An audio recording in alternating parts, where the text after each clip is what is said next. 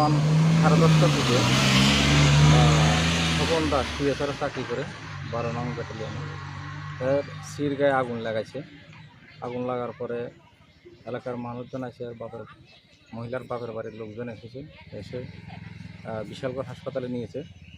সেখান থেকে রেফার করেছে জিবিতে। আজকে সকালবেলা মারা গেছে আর কি। স্যার কী কারণে কোনো জানতে পেরেছেন কী কারণে আগুন লাগিয়েছে, এখনও কী সমস্যা? পরিষ্কার হয়নি, আমরা তদন্ত শুরু করেছি। পারিবারিক কোনো সমস্যা ছিল, সেই জন্য আগুন লাগিয়েছে। এখনো পর্যন্ত কতজন গ্রেফতার হয়েছে? একজনের বিরুদ্ধে এফআইআর করা হয়েছে, একজনকে অ্যারেস্ট করা হয়েছে, স্বপন দাস। স্যার মহিলা কি স্বীকারোক্তি দিয়েছিল যে ওনার স্বামী গায়ে আগুন লাগিয়েছে? হ্যাঁ হ্যাঁ, স্টেটমেন্ট দিয়েছে হাসপাতালে। স্যার এই জায়গাটার নাম কি? গজারিয়া।